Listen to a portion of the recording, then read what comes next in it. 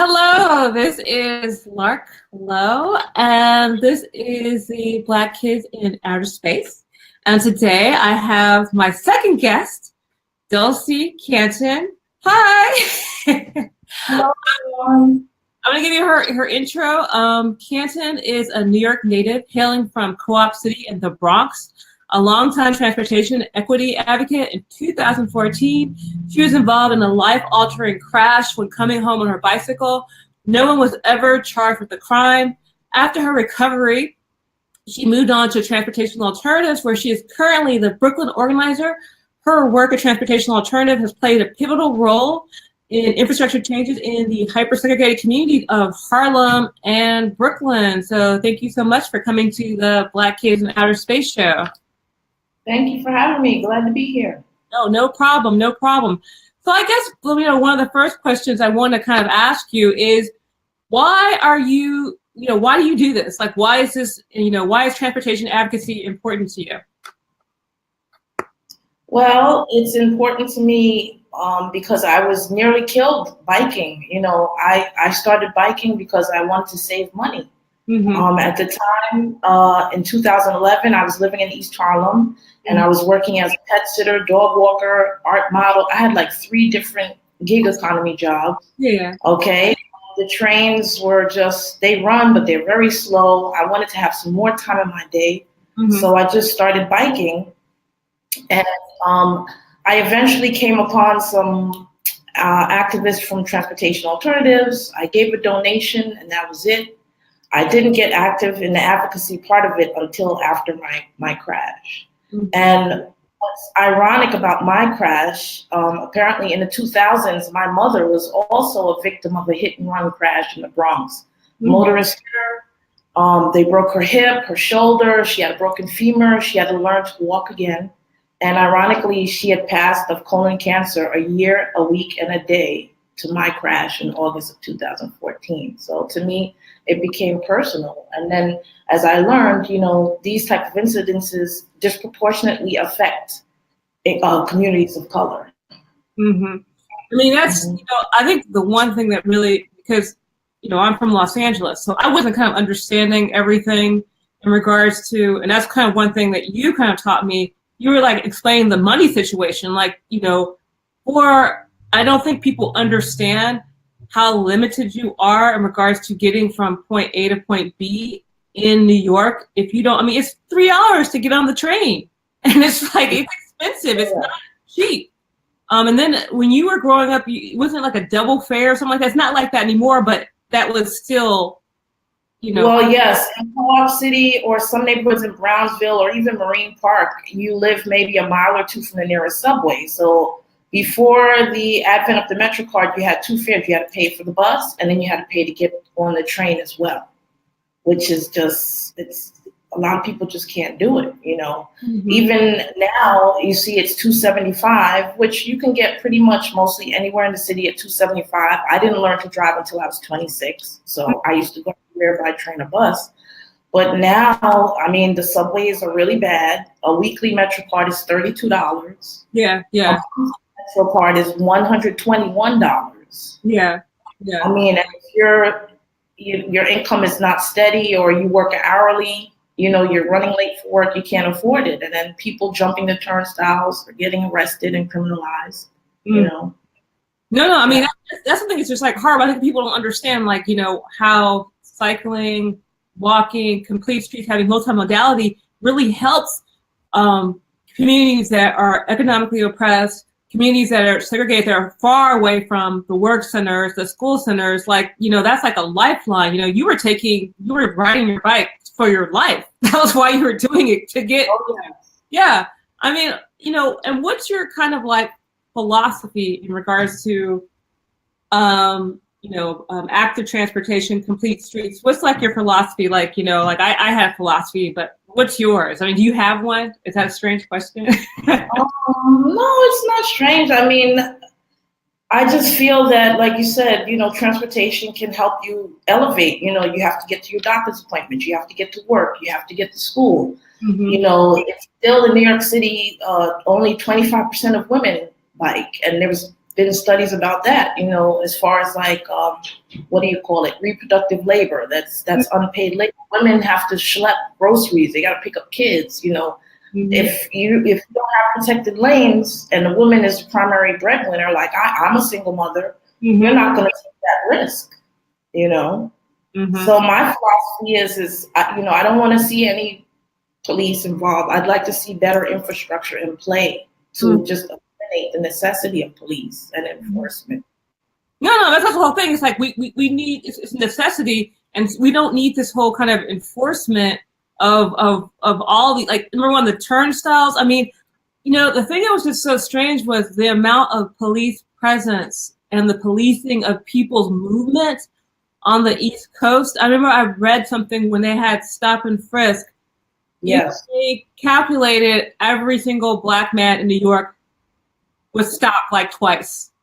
Just the amount of people they stopped, and like the vast majority hadn't done anything. But I mean, this all is connected. Like, you don't have connected, multimodal. You don't have bike lanes. You don't have walking paths. You don't have ways to get from point A to point B. You're purposely segregating people and keeping people like, farther apart. We have one question from Liz Fagan. Can you see that question? It says, "Are you afraid to bicycle?" Well, I tell you, people think I'm nuts. After my crash, there is video of the crash. All you have to do is Google my name, put Gothamist. This video is very horrific, so you've been warned. I had already had 3 years of great joy with it. So actually, in my mind, when I first went down, I was worried about the condition of my bike more so than my body. I was able to save $32 a week. I felt good. I looked great. Yeah. People never believe me when I tell them I'm 41 and I have a 20-year-old son. It's like the fountain of youth, cycling. I do take. I feel that the benefits of cycling far outweigh the risk. So I'm willing to do that. No. I mean, I hear you. I mean, that's kind of like the thing. It's like, how can we get it so that we can get more people having options the way you have an option? And the thing is that, what if you do have children? What if you do have a disability? What if you can't go as far, but you don't have a car? I mean, there's when we're in the kind of advocacy, transportation world, there's often this conversation about deficit. The conversation like, oh, Black people, Latinos, they need to be educated on walking. I mean, what do you have to say about this like narrative that is constant, like teaching, Black people how to walk and how to ride a bicycle? Like, what do you think it's like, do you think it's like we really don't understand how to do this? No, we know how to do this. I mean, the group Girl Trek, they just led a walk. They walked the Underground Railroad path that Harriet Tubman did. So we're walking, we're biking. It's just, depending on what's going on in our community at the time, some things take precedence, over others. But we've been doing biking and walking. We don't need to know how. We need the infrastructure. That's what we need. I mean, how can we? Go ahead. Be invited to that conversation about the infrastructure, Yeah. No, I mean, I think that's one of the things that are really challenging. Like, how do we get invited to that conversation about, infrastructure? How do we get money where we're getting funded? I mean, it's just, I don't know how to explain it. It seems like, we're not being part of that conversation. And, you've been in this a long time. I mean, it's kind of like, we have a lot of conversations about transportation advocacy groups, but, what about the conversation about urban planners? What about the conversation about developers? What about the conversations about, banks? I mean, we almost feel like we're always kind of getting distracted, even when we have the police conversation. Yes, we should talk about police, but who calls the police? Who puts the laws? Who created stop and frisk? Police didn't do that. Who's doing all these things? That's kind of like, and I'm not trying to like talk more, but you know what I mean? I'm just, we've had these conversations before. So, especially on the East Coast, it's where it's so oppressive. Yes. What do you think about that? Well, for me personally, growing up, Co-op City is mostly a middle-class enclave. You know, my dad personally worked 2 full-time jobs to support 3 kids. Okay, so these community board meetings where they make these decisions, they're happening on a weeknight at 6:30. You know, I was a latchkey kid. I was told, go home, you know, take your sister, make a sandwich, don't answer the phone, you know, that type of deal. Yeah, yeah. So it's like, that's an obstacle in itself, getting to these meetings, having the time, you know, or just the wherewithal to know where to go, because I was under the assumption that the DOT just does these changes, but this is not the case. So I mean, like in New York with that, it's like that, you know, there's a process. Like say, wow, this street is very not comfortable. This street is very, you know, there are cars kind of rushing by. The kids can't play. What, you know, I mean, I'm not trying to be like all technical, but what, you know, in New York is so big. I try not to be so regional and local when I'm talking to people, but New York is so huge that I think it warrants the conversation, especially when I'm in Manhattan and Lower Manhattan. It's so easy for me to get around. And then when I start going towards East Brooklyn, where people start looking more like me, where people are African American, or people are Latino, you know, even, you know, it's like, I feel like New York is not as easy to get around as when I'm in Manhattan. So like, what are the processes? I mean, like, what's like step one that somebody can do if they wanted to actually make a change in their city? Well, you have these arterial streets, like Atlantic Avenue in Brooklyn is one. You know, the Grand Concourse in the Bronx. And what happens is the streets are broken up. I mean, Atlantic Avenue runs through 5 separate community boards. So let's say you're at CB5, which is in Brownsville, and you're experiencing these traffic difficulties. The first thing you have to do is you have to get together with a bunch of other groups. You have to petition the DOT to do a study, and they have to present to the community board. Then the study goes through, the DOT comes back to the community board, the transportation committee.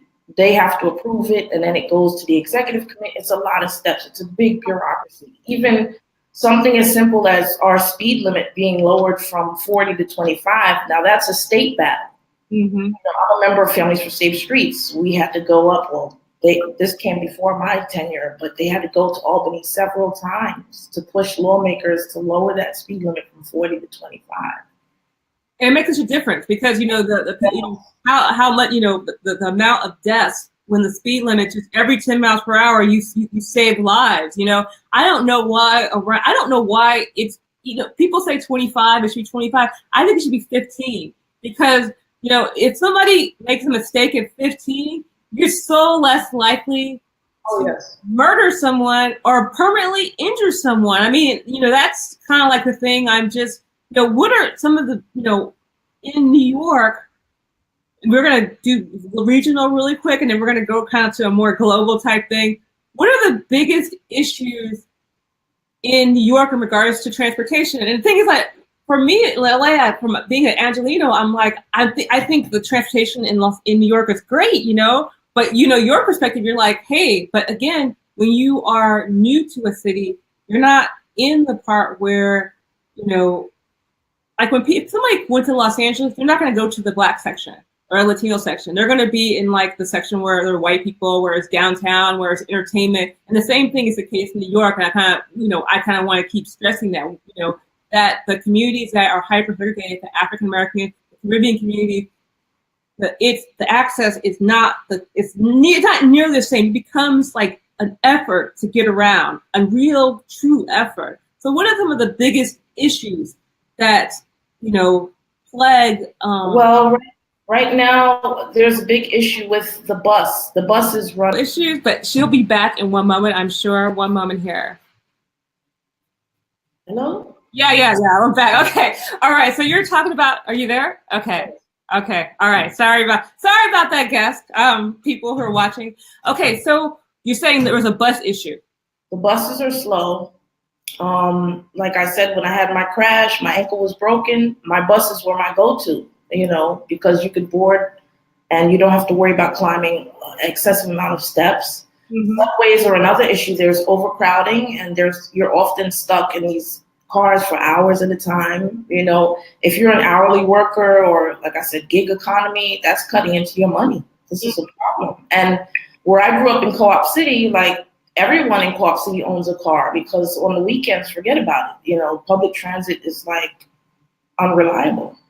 Yeah, that's one thing I realized too, that when we're taking public transportation on the weekends to go into New York, because I'm in New Jersey, it was just, I didn't want to do it. I was like, this is ridiculous. I ain't even taking a cab. I'm like, I'm done. I'm done here. I can't do this. Like I try to go to Brooklyn and it becomes like this really big pain. And it's like people, we don't have a city, it's like the city cannot just be created for people who work on Wall Street. There are people who do things other parts of the day. There are people who work in hotels. There are people who work in restaurants. And when you have this public transit that's set up for only 9-to-5ers, it's very selfish. And not only that, it's not very equitable. No. And for Black people working in outer space, which I call, Blackish outer space, for Black people working in outer space, how do we fight historic racism?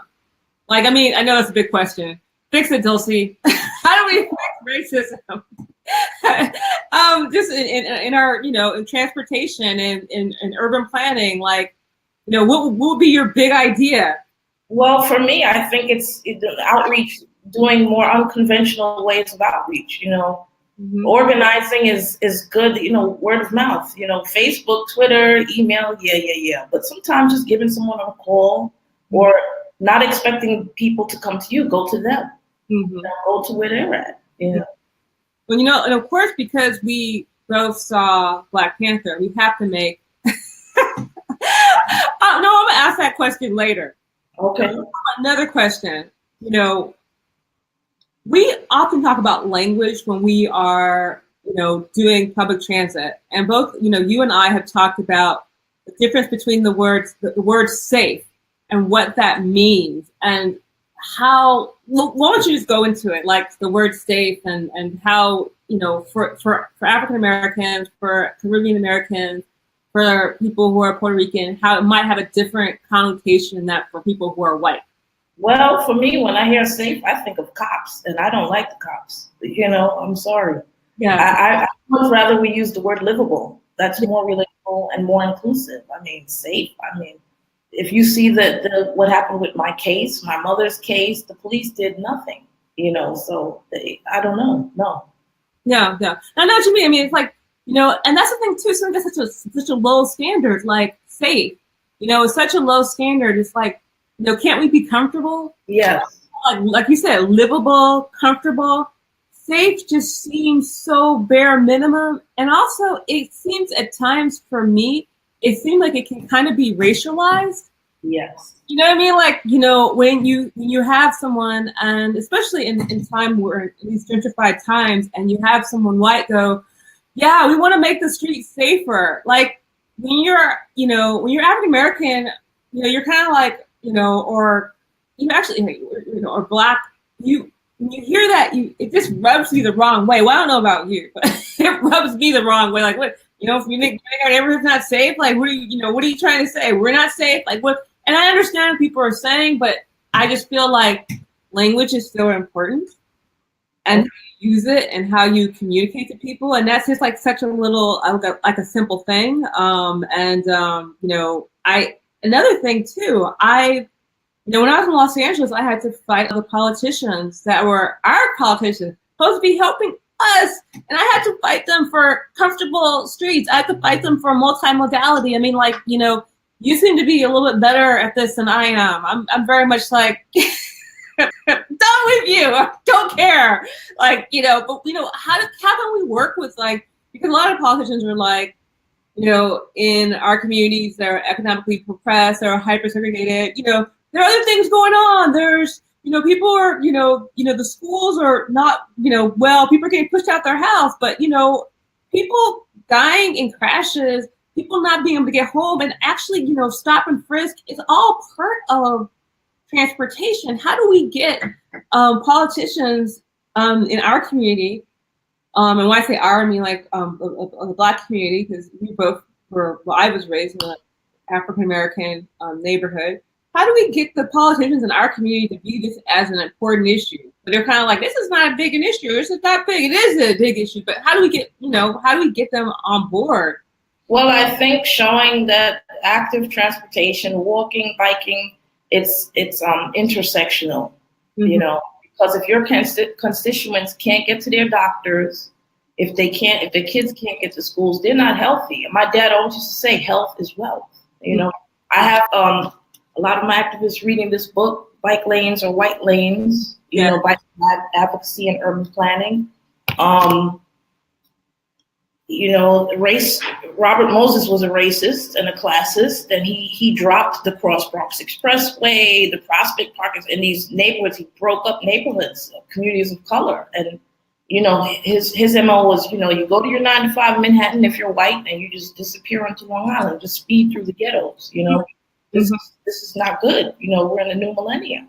No, I mean, I'm realizing I'm seeing that too. I'm like very kind of like every neighborhood I go through, and like I remember being in Los Angeles, and I'm like, oh, it seems like in the Black neighborhood, it's like, how can we get you through the neighborhood as quickly as possible? And then I went to New Jersey, and I went to Newark, same thing. How can I get you through this neighborhood as quickly as possible? And then I go to New York, and I see, and I realize this is not a regional thing. This is like a national thing. This is a national issue that every time, you know, it's like our community is viewed as a obstacle to get to somewhere else. They can destroy our neighborhood. They can, they did a study, and they were hitting people just because they were trying to get out of the Black neighborhood so quickly. Yeah. They were running people down. I mean, it was amazing. And you know, it's because of how these streets are designed. I just wish like we could kind of get our politicians and our, you know, people who are supposed to be helping us to, you know, support us in this. Because I mean, you know, I get so tired of the education lessons. I swear to God, if I see another like, this is how you ride a bike thing, I'm going to kill somebody. I'm sorry. But another thing is like, you know, I want to kind of like leave on like kind of a more hopeful type message. But you know, we all saw Black Panther, and I keep calling it Wakanda. I have no idea why I keep calling it that. I noticed that there was urban planning element in Black Panther. I noticed when in the Wakanda there was no cars, everybody was walking, and I love the fact that they had like art, and it was like a little village, and it had the technology that it needed, but it didn't mean that it had to look like Paris in order to be fun. It looked like, you know, it looked like you know, it looked like kind of like what if you were Black and you're like, well, what would I want my little neighborhood to look like? What would you know, how can we get there in like real life, you know, not on the screen? It also connected urban areas with rural areas. Like I want to go to Dia Beacon Art Center. So I went online to Google it. And I'm like, I have a Brompton folding bike. So I'd be like, oh, it'd be great if I could get on the Metro North. And then once I get up to Dia, I could bike from the Metro North to Dia Beacon. Not going to happen. You got to have a car. I got to find a friend with a car. Maybe you. The day. But I think more planners need to start thinking of this connectivity, you know. Yeah, think about how can we connect our communities and view it as like, wow, this is, you know, these are our communities are places that we can live in, and you don't have to displace people.